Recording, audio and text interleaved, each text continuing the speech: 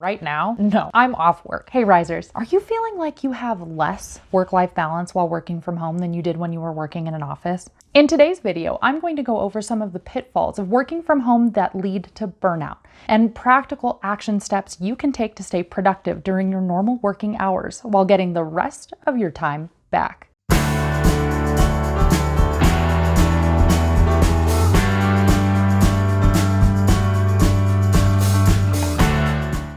My name is Jamie Hammond, and this is Speak, Grow, Rise, where I share advice from my decade of career and leadership experience to help overachieving professionals just like you speak, grow, and rise. Okay, real talk. I'm a recovering workaholic. I've spent countless hours overtime to prove my worth to myself and other people, and I've exhausted myself as a result. At the time of filming this, I'm currently working from home and leading a team of newly remote workers. And I've found the propensity for burnout when working from home is no different than it is in the real world. In fact, I've been hearing stories from people recently that shows working from home can be worse than the overworking I subjected myself to long ago. If you're watching this video, you're probably feeling like you're trapped in a hamster wheel of overworking yourself. When you feel like you're trapped and out of control, you can feel helpless. Helplessness is the number one feeling that's going to keep you in this headspace. And we need to shift our mindset back to a place of control over our time, schedules, and lives in order to start feeling fulfilled again. Otherwise, work from home burnout is weeks, if not days, away for you.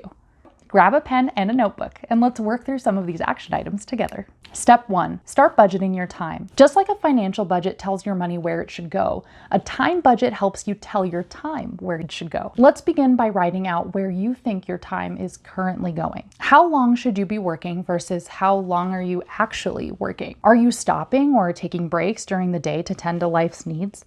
Are you noticing any patterns, like that you're always working at least an hour after everyone is logged off, or maybe you're always skipping lunch? Write out where you'd like to be spending your time if you could stop working after hours. Step 2, quit overcompensating for distractions. What I hear most from people who are working after hours is that they do it because they couldn't get that important project done during the day. Maybe the baby was crying, so they had to stop working to take care of her. Maybe they got a phone call they weren't expecting. Maybe they were hungry, so they got up to get a snack. And then these distractions kept them from getting the project done. But the reality is, these things are just gonna happen. They're going to happen when you work from home. And honestly, they're not inconveniences, they're just life happening. However, people often think that they need to overcompensate by working extra to cover or make up the fact that they didn't get something done during the day. But the thing is, overcompensation does not equal doing better or doing a better job.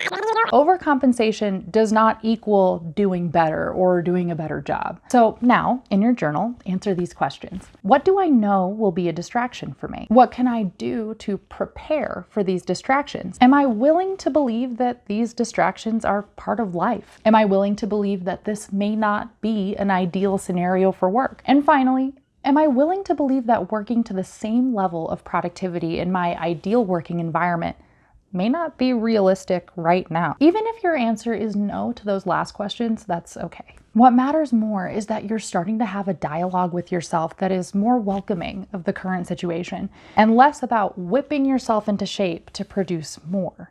Step 3, minimize your to-do list. Here's the reality. Most things we feel like we need to do don't need to get done right this moment. There are some things that need to get done today, but a lot of things can be done tomorrow. And as much as you want to fight me on that, I wager that's how your job is too. So now let's take action. In your journal, write a list of the top 3 things that you need to make sure you get done. If your job changes from day to day, make this part of your daily practice. 3 things, no more, as the top 3 things that need to get done in order for you to feel like you're moving forward. And if 3 is too many right now, start with only 1 or 2. After you have your 3 things, commit to working towards these 3 items to the best of your ability, and commit to being okay with not completing anything that wasn't on that list for the day. Finally, step 4, prioritize taking care of yourself and schedule work around that. If your cup isn't full, you can't fill other people's cups. There's no way that you're going to be your most productive, happy, hardworking self today if you burned your energy 3 days ago working into the night. Write a list of the things you need to make sure you do to take care of yourself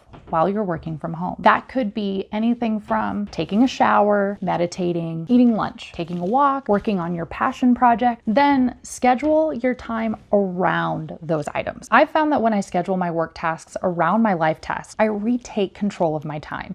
When I choose where my time goes, I'm no longer as helpless as I once was. And when I can prioritize my values, myself, my family, and my home as a priority over my work time, work becomes one of those things I do to support my life, not that I'm living to work. Finally, when you have an idea of your work schedule around life items, you can actually enjoy the fact that those life things you value are so close and within reach when you're working from home. There you have it. We went over the root cause of feeling the need to overwork while working at home and some practical steps to retake control of your life and actually enjoy working from home. I hope these steps help you find a sense of peace and maybe even a sense of gratitude for your current situation. If you liked this video, be sure to hit the like button below and subscribe so you never miss a Speak, Grow, Rise tip again. If this was helpful for you, or if you have another idea for preventing burnout while working from home, please let me know in the comments.